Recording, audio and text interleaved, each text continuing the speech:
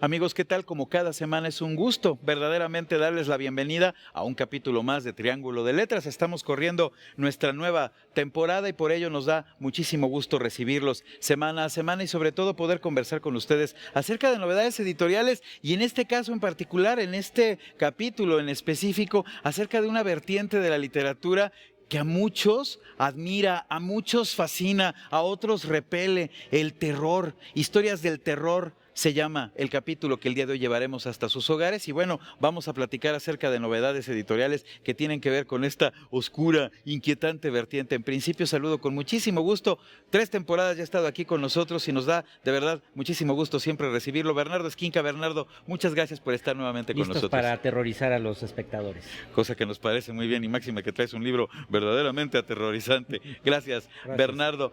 Aquí también tenemos a Ricardo Guzmán Wolfer. Ricardo, muchísimas gracias por estar con nosotros. Gracias por invitarme. Tiene una selección de cuentos terribles, no terribles por mal escritos, sino al contrario, porque están muy bien escritos, del grande Lovecraft. Ahora lo comentaremos. Muchísimas gracias, Ricardo. Y finalmente, no por ello, en último lugar, Raquel Castro. Raquel, muchísimas gracias por estar aquí con nosotros. No, gracias a ti por la invitación. Si les parece, amigos, vamos a mirar semblanzas acerca de las actividades que han desarrollado a lo largo de sus vidas los autores que hoy aquí nos acompañan. Regresamos y comenzamos a platicar hoy historias del terror. Bernardo Esquinca nació en la ciudad de Guadalajara. Ha escrito las novelas Belleza Roja, Los Escritores Invisibles y La Octava Plaga, así como los volúmenes de cuentos Los Niños de Paja y Demonia. Ha compilado junto con Vicente Quirarte los 2 volúmenes que integran la antología Ciudad Fantasma, relato fantástico de la Ciudad de México. Escritor, poeta y dramaturgo, Ricardo Guzmán Wolfer ha recibido diversos reconocimientos por su trabajo, tales como el Premio Nacional de Poesía Ramón Iván Suárez Camal o el Estatal de Cuento Oaxaca. Ha sido becario del Instituto Italiano de Cultura. Actualmente colabora en publicaciones como La Jornada, Excelsior y Revista de Revistas. Ha publicado más de una docena de libros de narrativa y un par de poemarios. Raquel Castro, escritora y periodista nacida en la Ciudad de México. Es autora de los libros El monstruo en el árbol y la muy reciente Dark Doll. Con su novela Ojos llenos de sombra, se hizo acreedora al Premio Gran Angular. Cuentos de su autoría han aparecido en las antologías Morrissey y Los Atormentados, Así se acaba el mundo, Más de lo que te imaginas y Antes de que las letras se conviertan en arañas. Mar Negro es la colección de cuentos de la autoría de Bernardo Esquinca que mucho tienen que ver con la realidad nacional, y es que en este país de repente platicar de terror se emparenta con algo que tiene que ver con el hecho de sobrevivir en un país como el nuestro, pero a la vez emplear la ficción para que la sobrevivencia sea mucho más placentera. Vamos a conocer un poco acerca de Mar Negro, regresamos y le hacemos algunas preguntas a Bernardo Esquinca. Su cerebro se encendió como un televisor. Era de noche, llovía y hacía frío. Pero en su nueva condición esos detalles resultaban irrelevantes. Daría lo mismo que estuviera en el desierto bajo un sol infernal a 40 grados.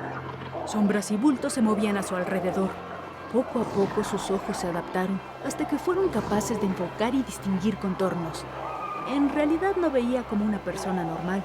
Si tuviera noción de la vida que acababa de dejar atrás, pensaría que las cosas tenían un aspecto de fotografía en blanco y negro. Sin embargo, había un color que podía ver y que destacaba intensamente: el rojo. Además, podía olerlo. Le provocaba algo que en el pasado hubiera definido como morirse de hambre. Y en el lugar donde se encontraba había una alfombra de sangre. Intentó moverse, pero sus ondas cerebrales aún no conectaban con sus engarrotados músculos. Mi querido Bernardo, me da la impresión de que vivir en este país, no me da la impresión, estoy prácticamente seguro, es una cuestión que entraña de verdad una sensación de terror profunda en algunos aspectos, pero en otros sentidos resulta muy placentera. A mí me gusta, y por ello es que mencionaba yo la coyuntura nacional, el hecho de que tomes elementos que tienen que ver con nuestra cotidianidad política, social, para imbuirlos con este tono negruzco que les da el terror. Es el caso, por ejemplo, de un cuento destacable aquí que también aparece en Festín de Muertos, el de la noche de Tlatelolco, donde ni más ni menos que uno de los muchachos asesinados por el ejército, por el batallón Olimpia, quizás nunca se sabrá, se transforma en zombie. Cuéntanos un poco acerca de este cuento en particular, pero de todo lo que tiene que ver con la producción que integra Mar Negro en general. Sí, bueno, mi reto al narrar terror es darle un poco la vuelta a los clichés, ¿no? Y la realidad como tal no me interesa, sino me interesa trastocarla a través del género de terror para poder volver a hablar del mundo de todos los días desde la óptica de la imaginación, ¿no? Y me interesaba el 68 porque, bueno, pues es un tema que se ha tratado mucho, ¿no? Es un tema que mucho tiempo fue tabú y ahora también, pues, de algún modo no se termina de saber bien qué pasó. En fin, es un tema muy sobre el que se ha hablado mucho y se ha escrito mucho, ¿no? Entonces, cómo darle la vuelta a ese tema y también al tema del zombie, ¿no? Que últimamente ha estado muy en boga, y mi idea era juntar, ¿no?, estos dos temas para abordar la historia del país desde otra óptica, ¿no? Entonces, lo que ocurre es que al ser sacrificados los alumnos, como sabemos, en la Plaza de las Tres Culturas, donde hay restos de los aztecas, de pirámides, pues entonces el sacrificio de la sangre y el poder ritual de la sangre, como lo creían los mexicas, hace que los estudiantes revivan convertidos en zombies y cobren venganza de los soldados, ¿no? Los zombies del 68, lo cual implica verdaderamente una reinvención de lo que tiene que ver con una historia infaustísima, real, transformada en un cuento que de suyo ya resulta muy entretenido independientemente de lo terrorífico. Te lo habrán preguntado cientos de veces, Bernardo, pero yo hoy quiero preguntártelo aquí. ¿Por qué el terror? Bueno, eso yo creo que es una deformación profesional y personal, ¿no? Es decir, desde niño me sentía atraído por todo lo que tenía que ver con el lado oscuro, ¿no? En lo personal me parece siempre más atractivo, ¿no?, hurgar en esas zonas donde está el abismo del alma humana, ¿no? Creo que ahí podemos encontrar cosas muy interesantes para analizar a estos seres tan raros que somos los humanos, ¿no? Somos una especie muy extraña con muchos claroscuros precisamente, y yo crecí viendo películas de terror, viendo en la tele La Dimensión Desconocida, viendo Alfred Hitchcock Presenta, en fin, esta cosa morbosa siempre me llamó la atención. Con mis vecinos jugábamos fútbol en la calle, pero también nos encerrábamos a ver películas. Bien. Viernes 13, Freddy Krueger, en fin, había esta tendencia al morbo, ¿no? Y después ya fui encontrando el camino para plasmarlo en la literatura, ¿no? Pero es algo que me acompaña desde niño, ¿no? No es algo que yo planeé ni nada, es algo natural en mí, esta tendencia al lado oscuro, que me parece que literariamente siempre será mucho más entretenido hablar de estas pulsiones extremas que de hablar de la bondad. Pues por eso mejor vamos a la iglesia, ¿no? Seres humanos tan particulares que hemos creado una suerte de, reinvención de nuestra propia morfología, de nuestra propia condición, para convertirnos en monstruos como los que aparecen en Festín de Muertos, mi querida Raquel. Hablas, y me parece que tienes mucha razón, quiero pimponear un poco esa idea contigo en este sentido, de que el principio del siglo XXI será considerado literariamente como la edad de oro de los zombies, y es que realmente Walking Dead, la fascinación que hay alrededor de estas criaturas y que tiene a millones en el planeta mirando todo lo que tiene que ver con ellas, verdaderamente ratifica, estamos viviendo la edad de oro del zombie. ¿Por qué los zombies? Pues yo siento que los zombies de alguna manera conjuntan un montón de los miedos que tenemos los seres humanos, el miedo al otro, que por fuera se parece a ti, pero por dentro quién sabe qué sea, y que con esas creencias distintas a las tuyas está dispuesto a atacarte o a devorarte o quién sabe qué. El miedo a perder lo que hemos ganado, que en algunos casos es la comodidad de tener una casa con con agua caliente y televisión por cable. En otros casos es pues la civilización que tenemos, la posibilidad de decir es una sociedad civilizada, que bueno, ya de eso podríamos discutir aparte. Sí, eso generaría un debate profundo, Sí, pero continúa, por favor. otra, los logros médicos o científicos que tenemos, que de repente resulte que por tanto manipular genéticamente estemos jugando con el tigre y se enoja y se nos salta encima. Entonces yo siento que el zombie es metáfora de muchísimas cosas, y la posibilidad de que cada autor o cada director de cine, cada realizador de cómics le pueda meter a ese personaje que de por sí es visualmente muy atractivo su propia carga de horror, es lo que permite que haya un zombie para cada quien, ¿no? Para cada uno de nosotros. Y bueno, además está que actualmente estamos rodeados de zombies en el cine, en el cómic, en los videojuegos, entonces realmente está para todos. George A. Romero, en su momento el grandioso video thriller de Michael Jackson, dirigido por John Landis, quien también aportó a la historia de la cinematografía este hombre americano, este hombre lobo americano en Londres. Sí. Hay desde hace mucho tiempo dentro de la cultura popular una búsqueda constante, una fascinación en lo que tiene que ver con los zombies específicamente, Sí. ¿no, Raquel? Yo siento que una de las cosas muy raras o muy interesantes del zombie es que, a diferencia del vampiro, que empieza en la literatura, se fija en Drácula y a partir de ahí llega al cine y a los otros medios, el zombie empezó como un producto audiovisual. Empezó en el cine, siguió en el video con Thriller, y luego es que ya va llegando a otros medios, a la literatura incluida.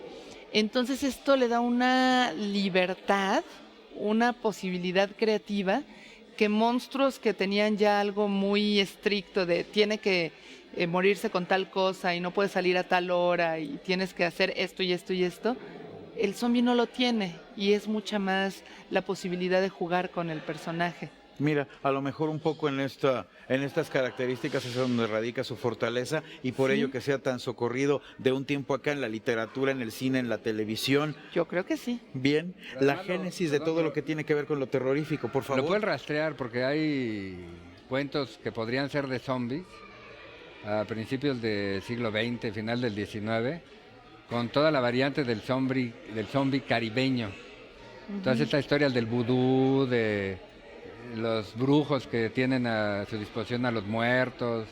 Yo creo que lo dice Raquel es real, o sea, si le rascas encuentras zombies en casi todas las culturas. Siempre hay estos seres que regresan, no que beban sangre, pero que sí están a disposición de alguien, que te buscan, la aportación mexicana de la cinematografía, de los luchadores, la momia azteca.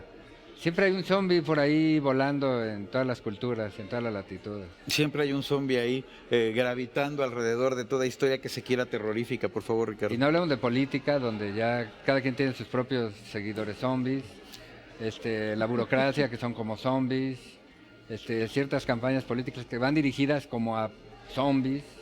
Entonces siempre hay un zombie a la vuelta de la esquina. Sí, por eso es que yo mencionaba al principio del capítulo que en este país particularmente hablar de terror no solo tiene que ver con el género literario. Si les parece, vamos a seguir explorando mucho más acerca de los libros que el día de hoy se están presentando aquí en Triángulo de Letras. Vamos a una pausa que será muy breve. Ahora regresamos y continuamos conversando acerca de estas historias de terror.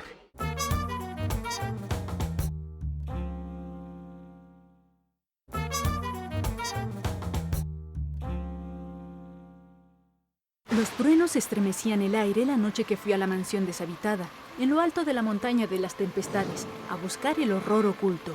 No iba solo, porque la temeridad no formaba parte entonces de ese amor a lo grotesco, y lo terrible que ha adoptado por carrera la búsqueda de horrores extraños en la literatura y en la vida. Venían conmigo 2 hombres fieles y musculosos, a quienes había mandado llamar cuando llegó el momento. Hombres que desde hacía mucho tiempo me acompañaban en mis horribles exploraciones por sus aptitudes singulares. Salimos del pueblo secretamente, a fin de evitar a los periodistas que aún quedaban, después del tremendo pánico del mes anterior, la muerte solapada y pesadillesca. Más tarde pensé, podrían ayudarme, pero en ese momento no los quería a mi alrededor. Ojalá me hubiese impulsado Dios a dejarlos compartir esa búsqueda conmigo, para no haber tenido que soportar solo el secreto tanto tiempo. Todo género tiene el grande representante. En toda corriente siempre existe la estrella. En el caso del terror, la verdad es que no podemos hablar acerca de esta vertiente literaria sin mencionar al grande H.P. Lovecraft, cuya compilación de cuentos has realizado para Editorial Lectorum hace muy poquito tiempo. Es una novedad verdaderamente recientísima. Cuéntanos un poco cómo es que se dio esta idea del libro, cómo es que tú te fuiste apropiando de estos textos, cuándo descubriste a Lovecraft, en fin, por favor, Ricardo. Bueno, en mi caso personal, casi desde la infancia, así como Lovecraft, que pierde al padre y el abuelo es la figura paterna, que tenía una biblioteca importante. En mi caso se dio algo, no tal cual, pero sí me quedaba muchas veces en casa de la abuela, que tenía libros al por mayor, y siempre tenía por ahí algo de Poe, y entonces de niño leía Poe, y de ahí pasar a Lovecraft, pues ya fue un brinco directo. Un paso casi natural, dirías. Exacto, y luego ya alucinaba solo en mi cuarto que se abrían las puertas, o que de la ventana entraba alguien, o temía asomarme abajo de mi cama, suponiendo que hubiera algún ser extraño. Uh-huh. Esta recopilación es como para alguien que nunca ha leído a Lovecraft, trae textos de sus distintas etapas. Lovecraft es uno de los obligados para los que quieran leer algo de terror, sobre todo porque él habla de un terror contrario al zombie, es un terror que viene del espacio, ¿no? El zombie es cercano, es nuestro vecino, es nuestro político más odiado, etcétera. Pero en cambio Lovecraft nos habla de seres y de mundos que vienen de otros lugares de la galaxia. Y además con una descripción de personajes que ya de suyo resulta sumamente creativa. Solo ahorita por recordar esta rata deforme que encuentran con los colmillos amarillentos y la manera en que te va describiendo el lomo con los pelos, en fin, dentro de lo terrorífico, sí estamos hablando también de una gran descripción que se refocila en lo rudo, en lo desagradable. Pues mira, yo estoy en la postura contraria a la tuya. Dime. Porque mi percepción es que Lovecraft no te da, por ejemplo, como ahora con los videos, la cámara lenta, estas fotos de media toma. No, más bien Lovecraft lo que hace es te da la pauta, te da la entrada, te da los puntos básicos, y el resto de la lectura de Lovecraft es la propia imaginación. Por eso es que nos sigue gustando Lovecraft, porque te da la pauta, te dice era un ser giboso, y entonces pues ya uno se lo imaginará con 3, con 4, con 5, purulento, etcétera. O sea, lo que logra Lovecraft, y creo que es el gran tino de este autorazo, es despertar la imaginación del lector, y entonces cada uno empieza a sacar sus propios miedos, su propia adaptación. Bien. Estoy seguro que cualquiera de nosotros que quisiera describir alguno de los monstruos, lo describiría de un modo distinto. Y es que efectivamente un poco de la fascinación en el caso de lo que tiene que ver, sí con escribir, pero sobre todo con leer terror, tiene que ver con que uno cierra el círculo, la imaginación se prende como quizás en ningún otro género. En el caso de lo que muy bien estabas diciendo ahora, Ricardo, la descripción de los personajes terroríficos, porque es uno el que de alguna manera crea la imagen completa en su mente, ¿no, Raquel? Sí, capaz que esa rata te la imaginaste tú así de espantosa. Pues igual, sí es cierto. Por eso es que es tan difícil el paso de Lovecraft a otras vertientes artísticas. Por ejemplo, recientemente acabo de ver la película de Reanimator. Bien. Y después de haber leído a Lovecraft, te No le decepciona.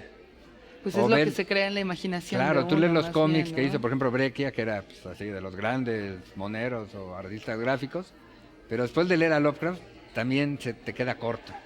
O sea, Lovecraft tiene esa parte donde enciende a cada uno de los lectores de manera distinta. 18 relatos de terror son los que integran Festín de Muertos, grandes plumas a lo largo y ancho del volumen que hoy aquí presentamos en Triángulo de Letras. Vamos al fragmento que les hemos preparado acerca de él, conocemos un poquito más de Festín de Muertos y continuamos platicando una pregunta específica que le quiero hacer ahora a Raquel. Esta mujer había sido muy obstinada desde siempre. No digas groserías, no te juntes con puros niños, compórtate como una señorita, no te vayas por ese camino, le ordenaba a su madre cuando era chica.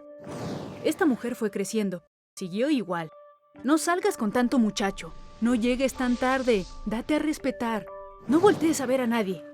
Déjame tocarte ahí, tócame aquí, le decía a sus novios. Cásate conmigo, no trabajes, quiero hijos, no quiero hijos, quiero el divorcio. Ella siempre hacía lo contrario de todo eso. Así fue su vida hasta que un día se enfermó. El médico le decía: Señora, póngase esto debajo de la axila. Dese vuelta. Diga 33. ¿Tosa? No tosa. Tómese esto. Hágase estos análisis. Siga este tratamiento. Ella no lo hizo y como era natural, empeoró. En poco tiempo se encontró moribunda y delirante.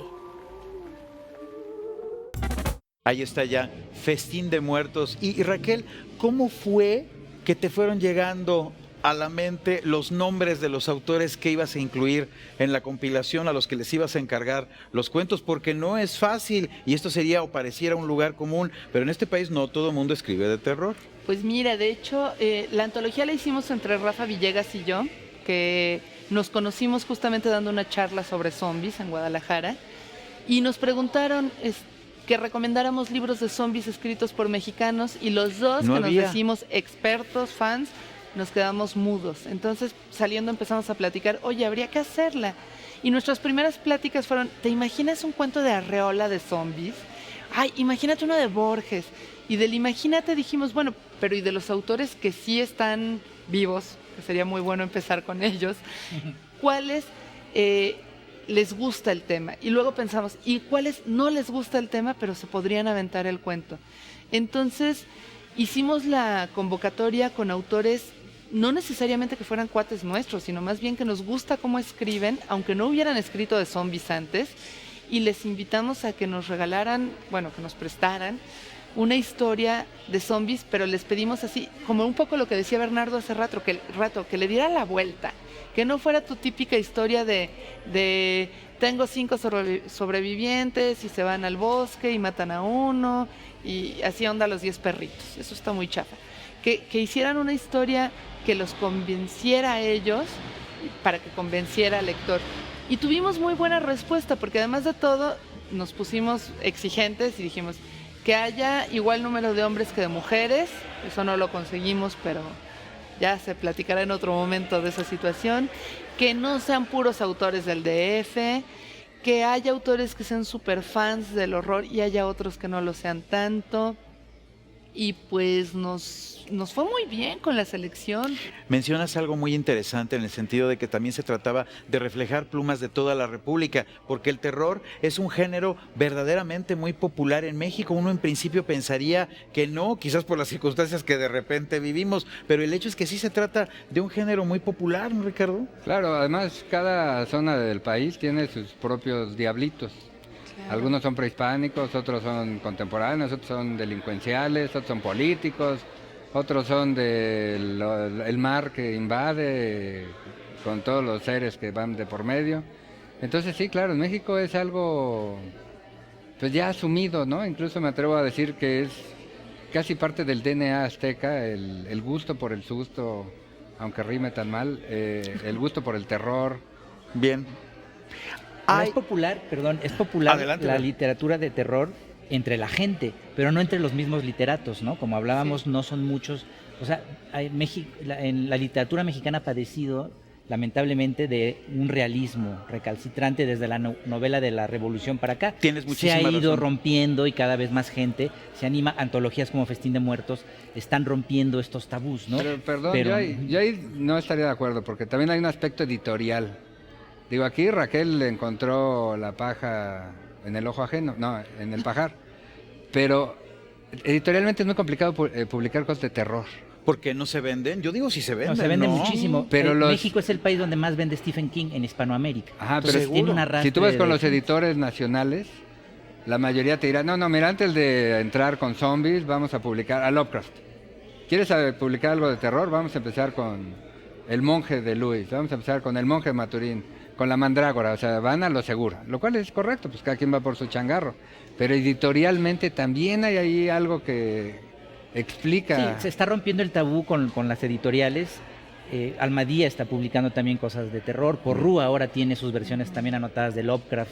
Lo platicábamos también de zombies, etcétera. Editorialmente hay una barrera que se está saltando, pero los grandes autores premiados, etcétera, son pocos. Pacheco coqueteó, ¿sabes qué? Fuentes, pero la gran mayoría se También decanta por el todos realismo. ellos lo tocan, pero a la hora de hacer sus biografías se toma como si fuera una cosa atípica. La travesura que hizo Paz, la travesura que hizo Fuentes, ay mira, se atrevieron a meterse. Daría la impresión de que es considerado Sí. como un género menor, No, y yo creo que claro, conforme se vaya erróneamente. viendo que los lectores sí se interesan y que sí se lo toman en serio, tanto las editoriales como los autores van a apostarle más y vamos a tener muchos más ejemplos de antologías y libros unitarios y de obras de verdadero horror, porque como decía Ricardo, cada quien tiene su infiernito personal, y cada estado tiene sus diablitos, entonces yo creo que vienen cosas buenas en el horror. Y si les parece, e infortunadamente tomando en cuenta que se nos está acabando el tiempo, no me quedaría más que agradecerles muchísimo que se hayan dado aquí un ratito para venir a platicar acerca de terror. Les voy a pedir ahora que nos firmen los libros que han traído para que nuestros televidentes se los puedan llevar, pero primero que nada agradecerles muchísimo, mi querido Bernardo Gracias, Esquinca. un placer. Mil gracias de verdad nuevamente, y ya nos encontramos Hasta acá en la pronto. próxima temporada de Triángulo con el nuevo libro, porque vaya que es productivo nuestro querido Hasta Bernardo. pronto. Muchísimas gracias. Gracias. Ricardo Guzmán Wolfer, muchísimas gracias por estar con nosotros. Gracias por invitarme. De verdad, mil gracias. Y Raquel Castro, Raquel, de verdad, muchas Ay, gracias. pues un placer. Muchas gracias. Aquí nos encontraremos próximamente para continuar, para seguir platicando acerca de terror. Por hoy es todo, amigos. Nos miramos aquí la semana entrante. Envíenos, por favor, los twitters, empleen todas las redes sociales que pone a su disposición Canal 22 y que en este momento aparecen en su pantalla. Y los twitters, mándenlos antecedidos con el hashtag Triángulo de Letras. Aquí nos miramos la semana entrante. Y ahora, bueno, firmemos estos libros de terror. Pues vamos allá. Ay, Y hasta muchísimas tenemos gracias. pluma.